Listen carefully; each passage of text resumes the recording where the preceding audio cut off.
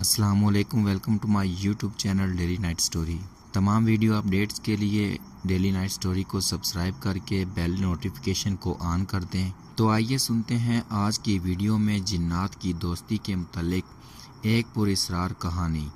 یہ واقعہ جو آپ کو سنایا جا رہا ہے بالکل سچی داستان ہے۔ ہوا یوں کہ کچھ عرصے قبل میرے چھوٹے دیور کی شادی ہوئی ہے اور شادی کے کچھ عرصہ بعد دلہن کے گھر والوں کی دعوت کی گئی۔ دعوت کے بعد باقی سب لوگ تو رخصت ہو گئے، لیکن دلہن کی نانی اور نانا کو ہم لوگوں نے روک لیا کہ آپ لوگ ایک دو دن کے لیے ہمارے گھر رک جائیں۔ تو وہ دونوں ہمارا پیار محبت اور احترام دیکھ کر رک گئے۔ ان کی رہائش پنجاب کے شہر سرگودا کے ایک علاقے فروکا میں ہے۔ رات کے کھانے سے فارغ ہو کر سب لوگ کھلے صحن میں بچھی ہوئی چارپائیوں پر بیٹھ کر باتیں کرنے لگے، جبکہ میرے چاروں بچے بھی سو گئے تھے۔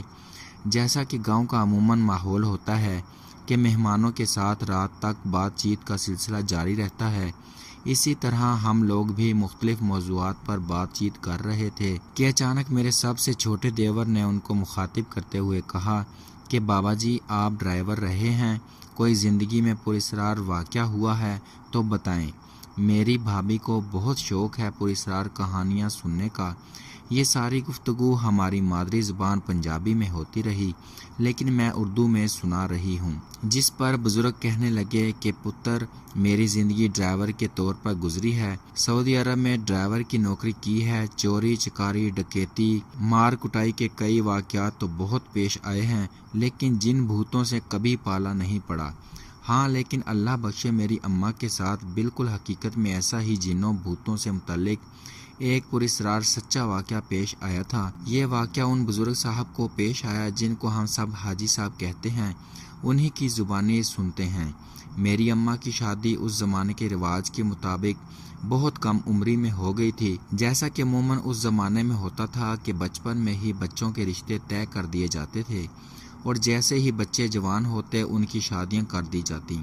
میری اماں بھی ایسے ہی کم عمری میں ساتھ والے گاؤں میں بیاہ کر آئی تھی، جبکہ میرے ابا بھی اس وقت کوئی زیادہ عمر کے نہ تھے۔ میرے ددیال کی زرعی زمین تھی اور اس کے علاوہ آم کا خاصا وسیع رقبے پر پھیلا ہوا ایک باغ بھی تھا۔ باغ کے بالکل ساتھ ہی ہمارا گھر بھی تھا، اس لیے والدہ اور میری دادی جب بھی کام سے فارغ ہوتی باغ میں آ جاتی۔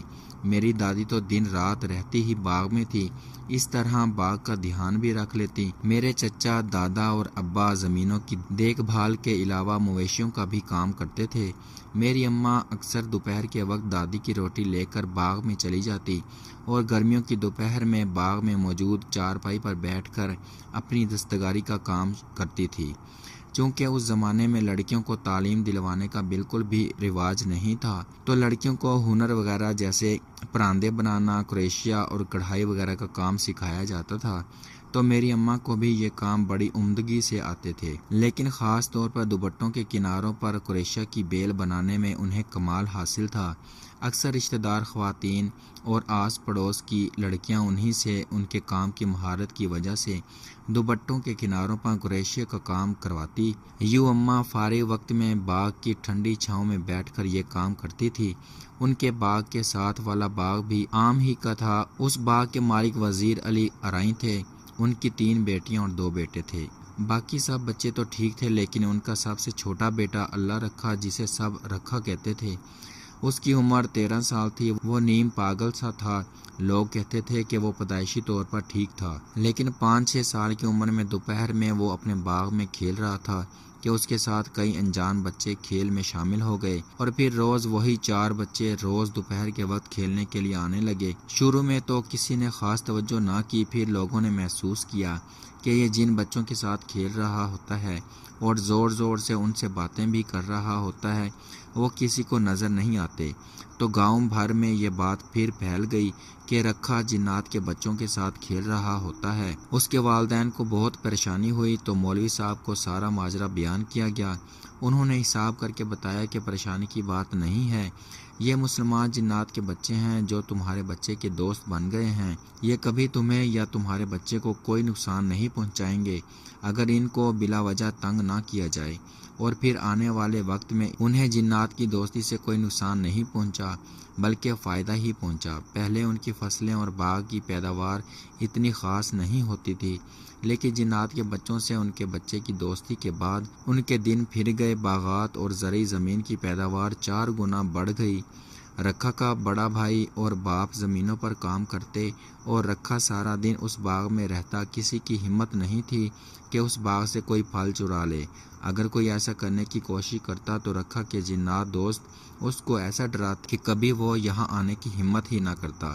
سارا دن رکھا باغ میں کھیل کود کرتا، بس روٹی کے وقت گھر چلا جاتا اور پھر دوبارہ باغ میں آ جاتا اور اپنے کھیل کود میں مصروف ہو جاتا، اور سارا دن رکھا یہ کلام پڑھتا رہتا، حق اللہ حق اللہ حق اللہ، آیا ہاڑ دا مہینہ ہر پاسے تتی لو، حق اللہ حق اللہ، تساں کرو گھر آرام کھا گری تے بادام، تیرے باغاں دا دھیان میرے بیلیاں دا ہے کام، حق اللہ حق اللہ۔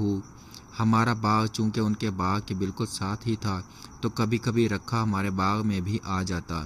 جنات کے ساتھ دوستی نے اس کے دماغ پر یہ اثر ڈالا کہ وہ اپنی عمر سے بہت چھوٹا رہ گیا۔ جب والدہ کی شادی ہوئی تو اس وقت اس کی عمر 17-18 سال تک ہوگی، لیکن دماغی طور پر وہ 7-8 سال کے بچے جتنا رہ گیا تھا۔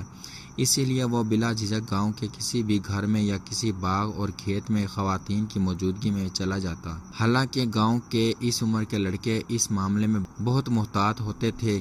رکھا جب ہمارے باغ میں آتا تو یہی نعرہ مستانہ لگاتا جو عموماً اس کی زبان پر ہوتا تھا۔ اس بات سے اماں اکثر غصہ میں ہو جاتی کہ وہ گہری نیند میں ہوتی تو اس نعرے مستانے کی وجہ سے جاگ جاتی۔ کبھی تو برداشت کرتی، کبھی ڈانٹ کر اسے وہاں سے بھگا دیتی، کبھی کبھی اس کو چھیڑنے کے لیے اس کے جنات دوستوں کے بارے میں بھی کوئی مذاق کر دیتی۔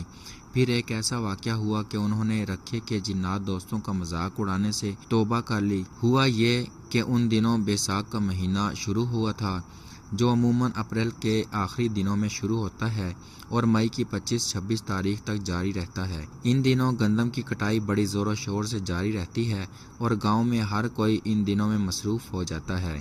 ان دنوں میں پنجاب کے علاقوں میں طوفان اور آندھیاں بڑے شور سے جاری رہتی ہیں۔ اکثر روز یا دوسرے تیسرے دن یہ تیز ہوائیں بگولے آندھی کی شکل اختیار کر لیتے ہیں۔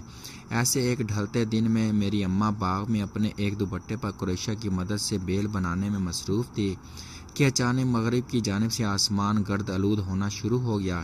یہ آندھی کے آثار تھے۔ وہ جلدی سے گھر کی طرف بھاگ کر گئیں کیونکہ چولہے پر سالن کی دیچکی بھی رکھی ہوئی تھی اور گھر میں کوئی تھا بھی نہیں، سب فصل کی کٹائی کے لیے گئے ہوئے تھے۔ اماں اس لیے نہیں گئیں کیونکہ ان کو پہلی بیٹی کی پیدائش میں کچھ ہی دن رہ گئے تھے۔ انہوں نے جلدی سے سالن کی دیچکی اتار کر اندر رکھی اور دھلے ہوئے کپڑوں کو اتار کر اندر رکھنے لگی۔ جو لوگ گاؤں دیہات میں رہتے ہیں وہ آندھی طوفان کے موقع پر ایسی افراتفری سے واقف ہوں گے۔ اس بھاگ دوڑ میں ان کا وہ دوپٹہ وہیں باغ میں چارپائی پر پڑا رہ گیا جس پر وہ کریشہ بنا رہی تھی۔ اگلی صبح جب انہوں نے دیکھا تو وہ دوپٹہ تیز رفتار ہوا کی وجہ سے درخت کی ٹہنی میں پھنسا ہوا تھا اور خاصی اونچائی پر تھا۔ وہ اس دوپٹے کی فکر میں بیٹھی تھی کہ اسی وقت رکھا اپنا وہی مخصوص نعرہ مستانہ لگاتا ہوا ادھر آ نکلا۔ میری والدہ کو اس کی آمد سے جھنجھلاہٹ سی ہوئی تو غصے میں اس کو کہہ دیا کہ ویسے تو سنا ہے تیرے جنات بڑے سنگی بیلی ہیں، ان سے کہہ دینا کہ میرا دوپٹہ تو اتار دیں ورنہ تجھے میں اپنے باغ میں نہیں آنے دوں گی۔ ان کی یہ بات سن کر رکھا اونچے اونچے کہکے لگاتے ہوئے وہاں سے چلا گیا۔ جاتے جاتے کہہ رہا تھا بس اتنی سی بات۔ رات میں جب اماں سو گئی تو ان کی اچانک آنکھ کھل گئی۔ کوئی اماں کی چارپائی ہوا میں اٹھا کر لے جا رہا تھا۔ خوف کے مارے اماں کی گھیگی بند گئی، منہ سے آواز بھی نہیں نکل رہی تھی اور ڈر کے مارے انہوں نے چارپائی کو زور سے جکڑ کر آنکھیں بند کر لی تھیں۔ دل میں قرآن پاک کی آیات کی تلاوت کرنے لگی۔ ان کو سمجھ میں نہیں آ رہا تھا کہ وہ کیسے یہاں پہنچی۔ یہ گرمیوں کے دن تھے، وہ اپنے گھر میں ٹھیک ٹھاک سوئی ہوئی تھی کہ اچانک یہ کیا ہوا، چارپائی اڑتی ہوئی یہاں کیسے آ گئی۔ اسی سوچ میں ان کی چارپائی باغ میں پہنچ کر پھر سے بلند ہونے لگی اور اس درخت کی ٹہنی کے قریب بالکل پہنچ گئی۔ جس پر اماں کا دوپٹہ اٹکا ہوا تھا۔ نیچے سے رکھا کی آواز آئی، اتار لے مائی اپنا دوپٹہ، لیکن اماں بے حس حرکت میں پڑی رہی۔ پھر رکھا نہ جانے کیسے ہوا میں بلند ہوا اور احتیاط سے وہ دوپٹہ اتار کر چارپائی پر رکھ دیا۔ پھر اماں کو کچھ ہوش نہ رہا۔ صبح جب اماں کی آنکھ کھلی تو اپنے گھر کے صحن میں موجود تھی اور ان کی چارپائی پر وہ دوپٹہ بھی موجود تھا۔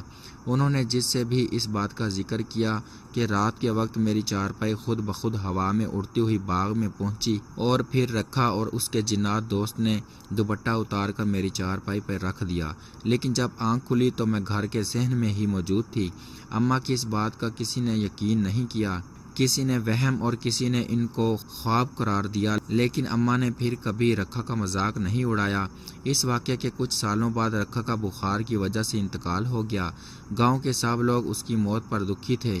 جب اس کو قبر میں اتارا جانے لگا تو بڑی تیز آندھی آئی اور اس سنسناتی ہوئی ہواؤں میں چاروں طرف سے حق اللہ کی صدائیں گونجنے لگی۔ سب لوگ گھبرانے لگے تو مولوی صاحب نے کہا کہ آپ لوگ اپنا کام جاری رکھیں، یہ اس کے جنات دوست اور ان کی برادری والے ہیں جو یقیناً اپنے دوست کے جنازے میں شرکت کرنے کے لیے آئے ہیں۔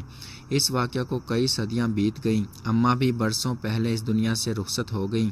اللہ تعالیٰ ان کی اور ہر مسلمان کی مغفرت فرمائے۔ رکھا بھی اس دنیا میں نہیں رہا، لیکن اس کا باغ اب بھی وہیں موجود ہے جو اس کے بھائی کے پوتے سنبھالتے ہیں۔ دوستو، اگر آپ کو یہ کہانی اچھی لگی ہو تو پلیز اپنی قیمتی رائے کا اظہار ضرور کریں اور اپنے دوستوں کے ساتھ اس کو ضرور شیئر کریں، اور اگر آپ ہمارے چینل پر نئے ہیں تو پلیز چینل کو بھی سبسکرائب کر لیں۔